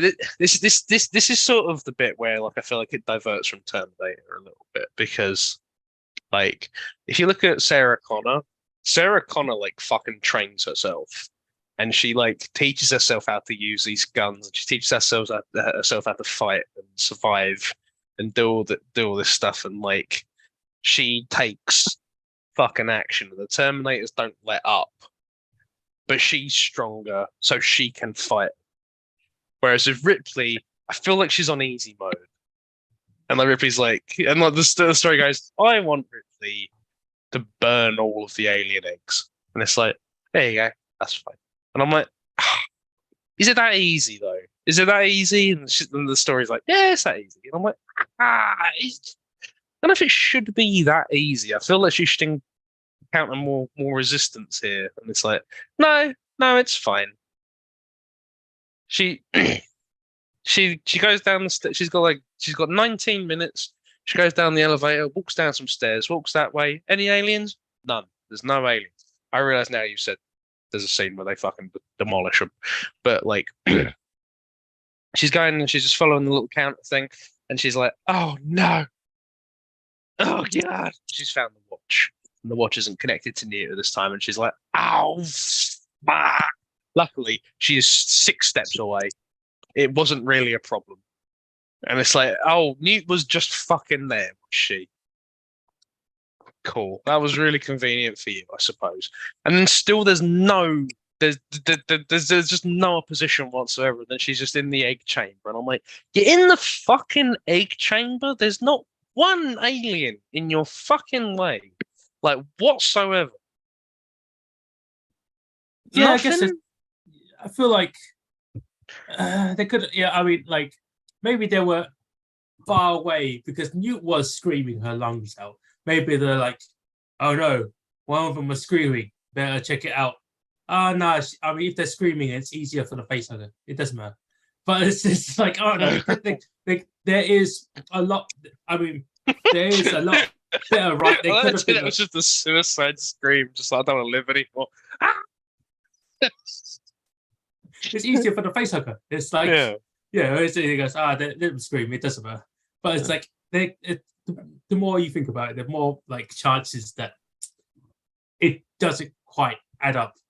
This is kind of the thing. This is not my problem with it, is because like it's so solid most of the way through, but then you run out of soldiers and we're just down to Ripley, and I'm like, man, if we had some more soldiers, you could have the alien queen fucking kill like quite a lot of people, and it'd like really, and like Ripley would like be just getting away, and it'd be like quite desperate.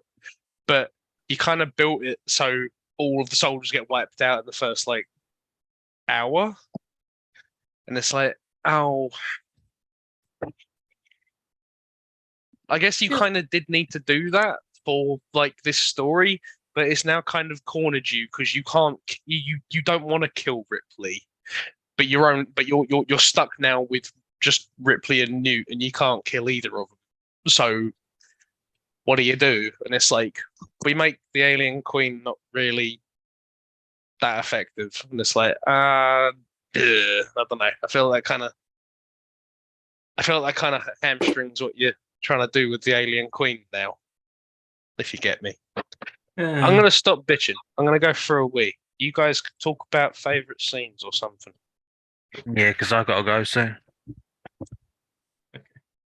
So, wait, let's there's a quick trick.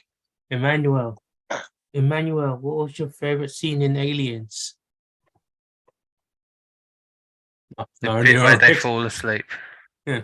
Well, I mean, as long as he doesn't wake up in the cold sweat, imagine go, oh, it's just a dream. It's just a dream. Then obviously, I mean, that's fine, right? But it's that scene was a bit freaky, right? Just seeing her, just seeing the skin just like stretch out. That was a bit freaky.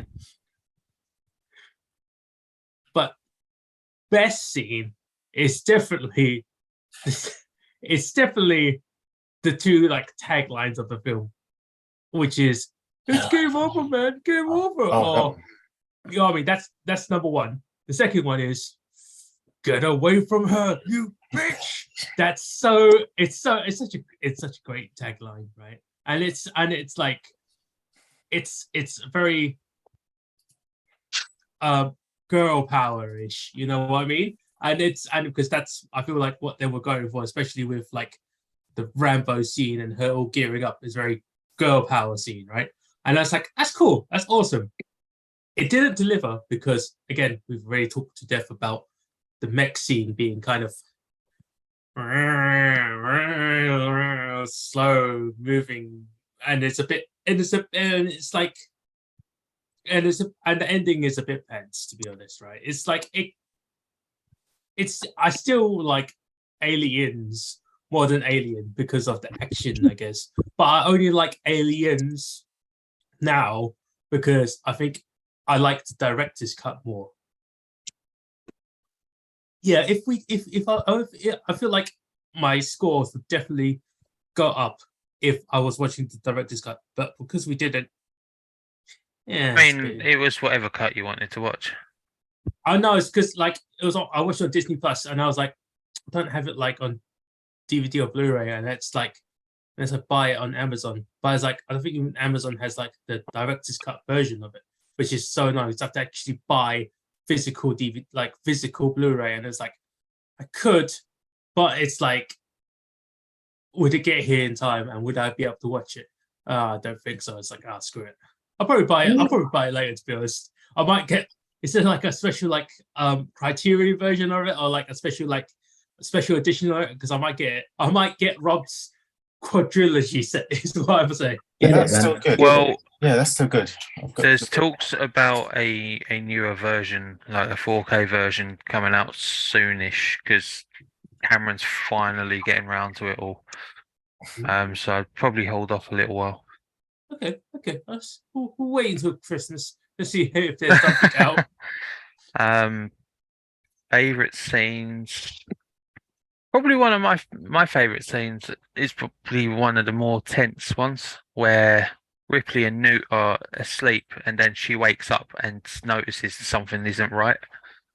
And obviously like there's one of the face huggers loose in the room that they're in. I think that's probably one of my favorite scenes. I'll be honest, like I quite like the ending. As clunky as it is, I liked it.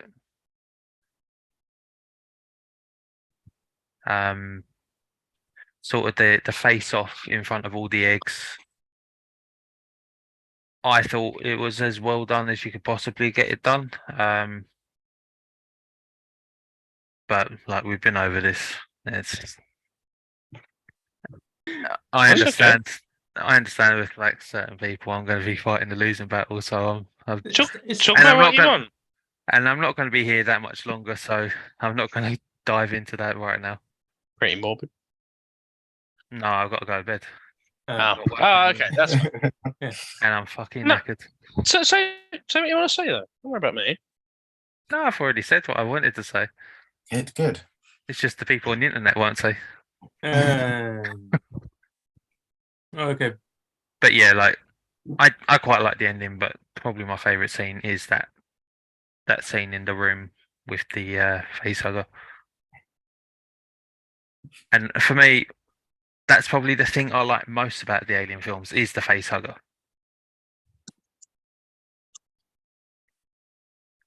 Have you seen the plushy toy version of the facehugger? Yes. Okay, never mind. Okay, so you know exactly because like it's like a pillow where it hits like on your face, and you can actually it's got the tail. It's actually like a part of the pillow, so you can like literally wrap it around you. And it's like, why would you want this? Because it looks cool. But There's a shop in Lakeside called Menkind, and they sell them in there. oh my god, okay. I've been tempted to buy it, but it's like 15 quid. And I'm like, I don't know if I want to spend that much on it. Okay. Ben, what is your favorite scene?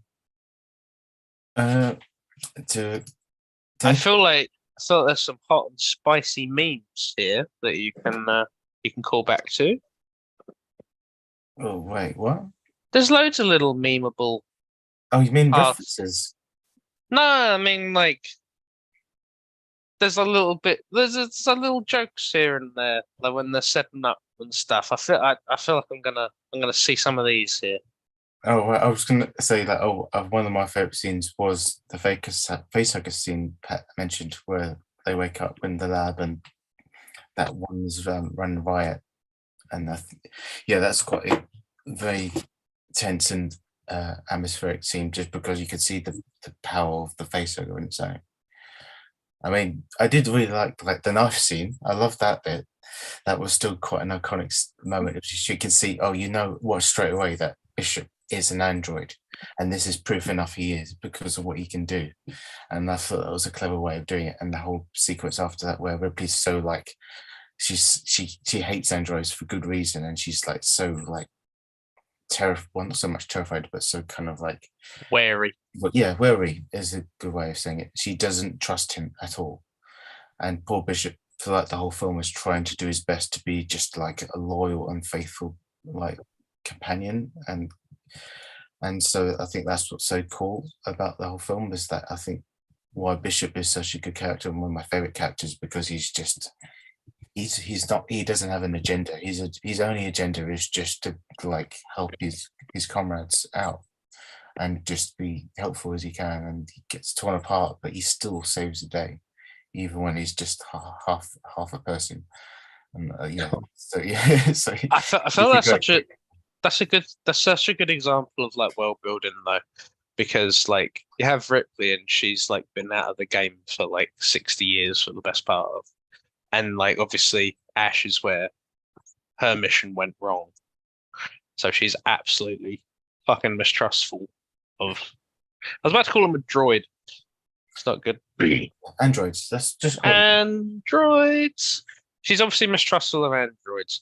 So yeah, she's obviously mistrustful of Bishop, but Bishop's like in that 60 years that's kind of been addressed, and like androids have been sort of regulated and stuff like that. But she's still not going to see it as anything other than you can be programmed. I don't trust you. You can't. Your loyalty is literally just like a circuit away. Like, fuck you.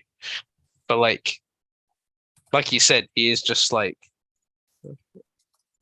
he's just completely loyal. He's just completely like ethical. He's just trying to help, and like that's kind of indicative of what's kind of happened in that 60 years and how that technology's progressed.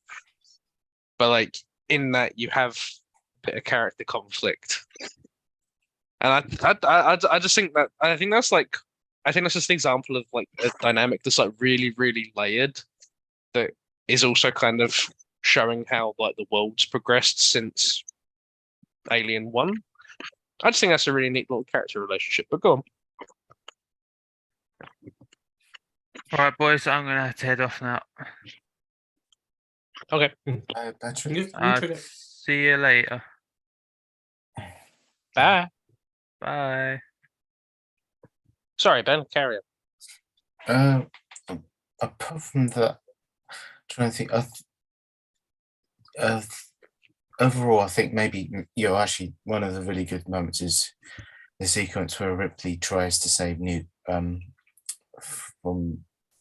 basically split up, and she's in the underneath facility in the. I suppose it's the underwater sequence where they're just trapped by a grate, and Hicks is trying his best to try and like laser his way through, and it's just like the tension builds when the aliens are going after them, and then they're closing in, and Ripley's so desperate to just save her, but it's just too late. I thought that was just a great sequence, just because it builds up tension so well. Even if you don't see anything gruesome or anything violent, you just know that they're after Newt, and you don't know what they're going to do.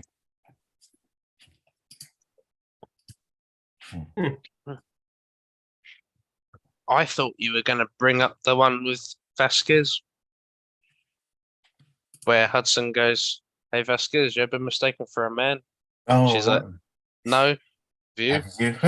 Yeah, she's great. Oh, I've had enough. blimey, we're just dropping like flies. I'm now very worried because Emmanuel is the host and he's asleep. Wait, Emmanuel's the host. Yeah, How does this happen? it's random, right? But it's like, Very good. in Very, any very case, good. well, what was we talking about? We'll come to it in a minute. Well, I still love this film, even with its flaws. I still find it better than the sequel because it's the best of the Alien franchise sequels. Oh, how's that? Yeah, about the Hands Yeah, the down. others. Ah, Christ. Oh, his battery ran out. That's what it says. And he asked me the host was. Oh, shit. Oh, Christ. Okay, but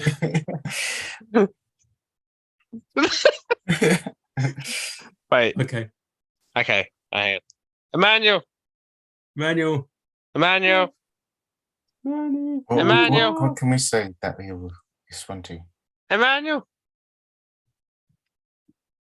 Duct tape. No, Have wait. you seen the latest anime? No. Okay. Okay. Have you seen what shoes Ripley's wearing in this?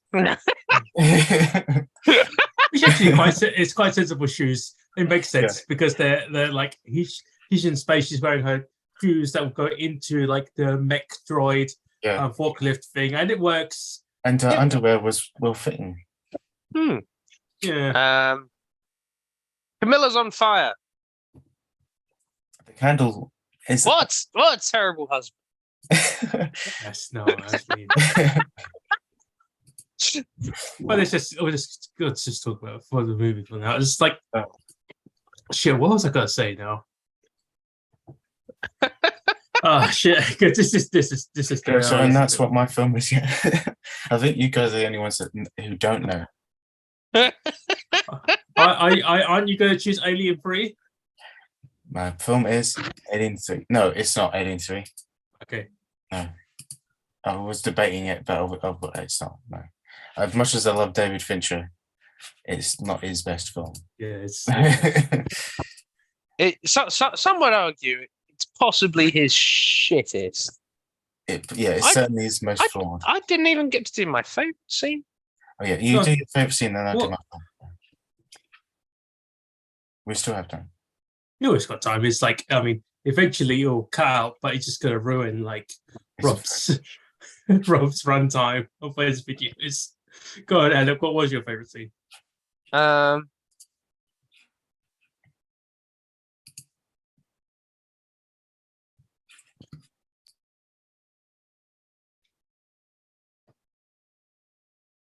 No, it was the guy with the cigar. That Okay. one was the only one that reliably made me laugh.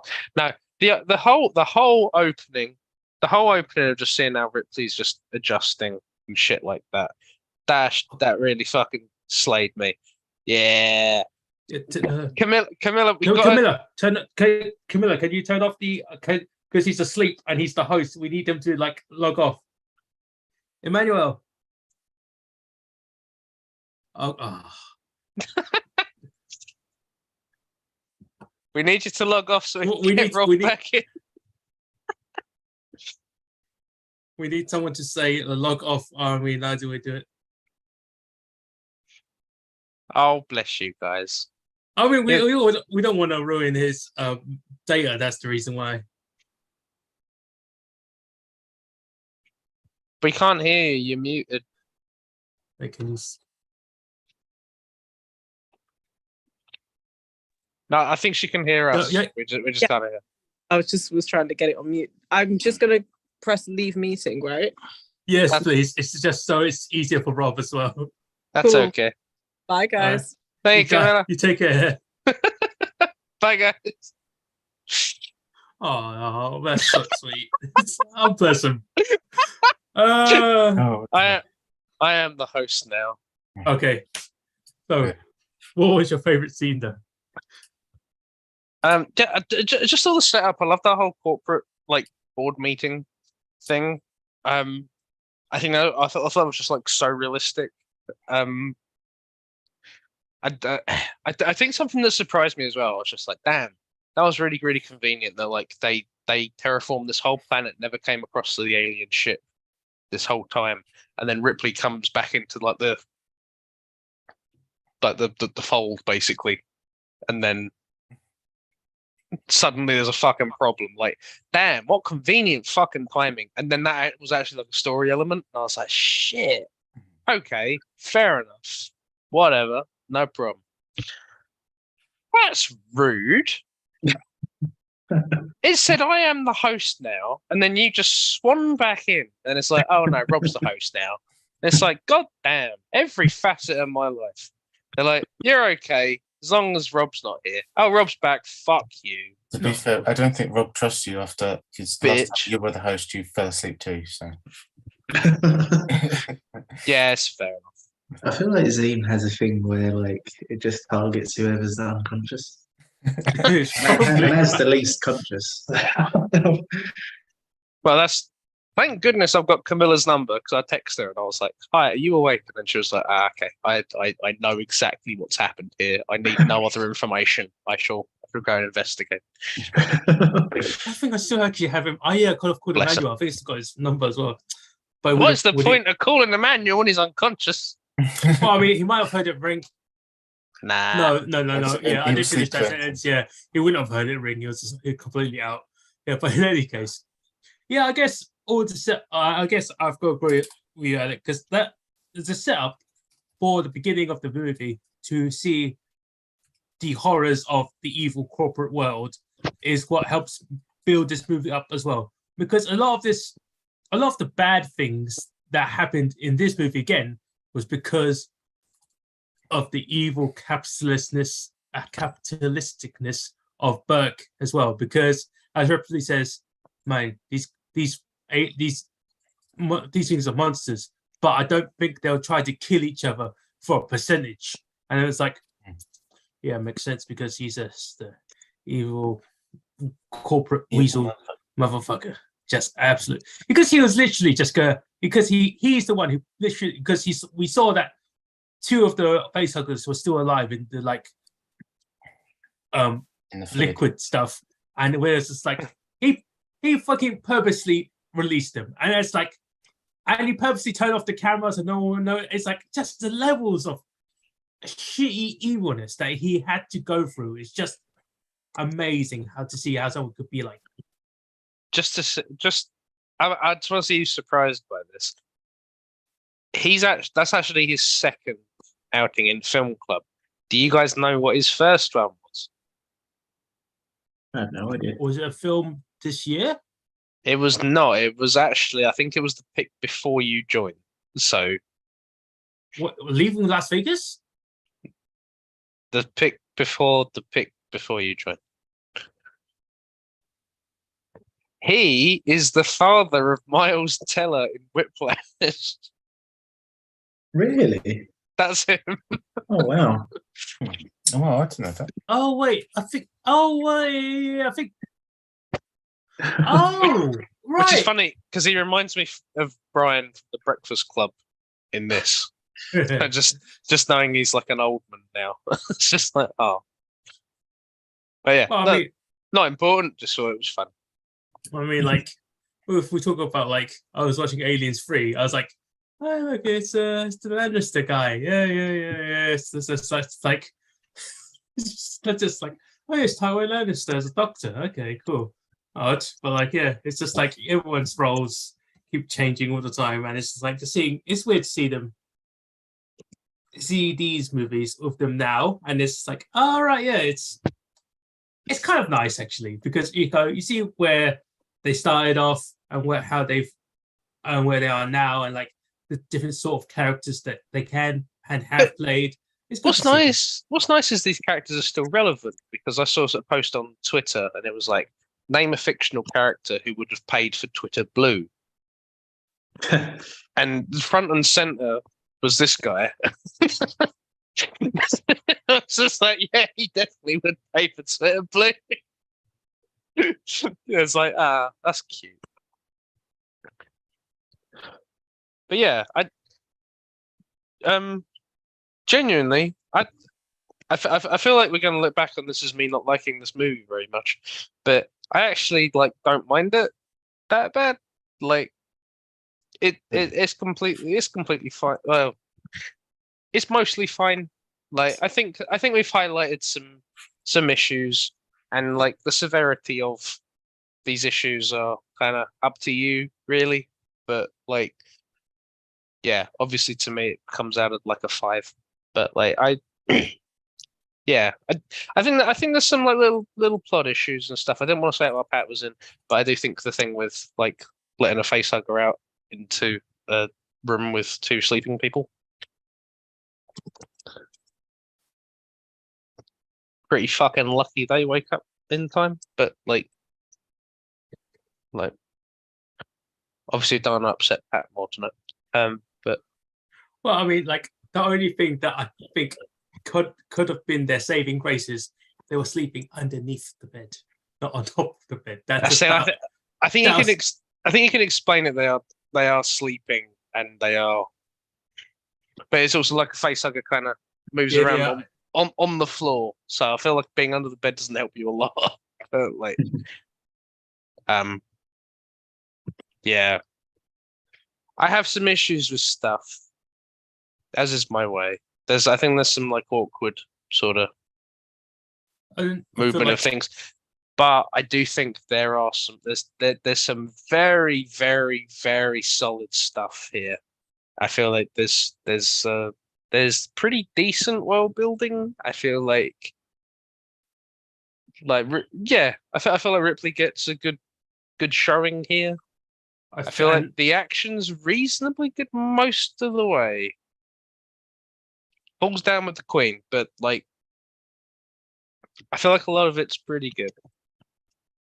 and it'll be better as the director's cuts version, as me and Ben would say. It's definitely better as the director's cut. Needed that like extra 20 minutes, and it would have been much better. If But I ever make a video I about digress. this, if I make a video about this, I will seek out the director's cut Good. so I can criticize it properly. Because it was, yeah, I think you'll like it a lot more as well. So it's like, yeah, so that's fine as well. All right, now because everyone has left because they need to go to work or holidays, and technically I need to go to sleep to get to Sleep, work. yeah. Well, actually, I need to do something else, but like I probably need to get to work as well. But like, Ben, what was your pick for our next film? So the film is Alien 3. I'm joking. Please don't. No, Please. it's better than that in my opinion. Far. Oh, okay. So it Alien could be 4. like any other 1,000 films. But it is an alien film. No. It is Predator, Uh, the original Arnold Schwarzenegger Predator from 1987, as the final part of me, Rob, and Pat's Alien Star Beast quadrilogy. I'm always left out. Star Beast quadrilogy. I like that. Yeah. We started with a beach ball and we've ended up with Arnold Schwarzenegger. Yeah. Get to the beach ball. This is just so indicative because if you look at the earlier Doctor's picks this round, it's like Dark Star, Alien, Aliens, Predator, Legal Drum, and it's like, guess who joined late to the party? Or if you wanted to do Alien Resurrection, I would have happily sacrificed my pick. for Oh, Alien you know what? It's in my mind. It's in my mind. I won't lie because I do actually really like Alien Resurrection. I like the idea of this just like carrying on until somebody breaks the chain. Well, I mean, Like, I like the idea of us getting to Emmanuel and Emmanuel going, well, I guess Prometheus then. 3. Yes, that's the only one I like. We're just doing the Princess Bride and we're just like, haha, you fool! You fell for one of the classic blunders. You picked Prometheus. Nobody picks Prometheus. She runs from a cylinder by going that way, not that way. You idiot! That means Simon's probably going to have to do Alien versus Predator. Well, I mean, no, I've got a sci-fi film, but it's not. Oh, Simon, don't have a sci-fi film for fuck's sake. I told you guys. We've had fucking 4 in a row. It's yeah. In any case, yeah. I think anyway, Predator original one. We'll watch that. It's on Disney as well. We'll watch it again. That just reminded me. Sorry, Simon. Do you have an idea for a themed round that we can vote on? Yeah. Oh, because like I said, Africa, as I said before the chat started, it's like, can we do like a live streaming of like a public domain film? But it's like I feel like a themed round. I've got to think. I've got to really, really think about it. I kind of like the idea of mad movie round, and I feel like it's a film that makes someone upset, and I feel like if I got like, I know if I had Emmanuel, I just make him cry more than angry. Or I think I can actually make Emmanuel angry, but I don't want to make Emmanuel angry, if you know what I mean. So it's just like we could do that, but I was like, Oh, good. nah. We'll see. I mean, like, I think about it, and I'll try to come up with something interesting. But it's just like, you gotta give me some time. Gotta think about it. But for now, we've got to settle. I gotta go. We should go technically like go sleep, and I'll go watch Predator tomorrow. So I'm going to watch it now. Okay, cool.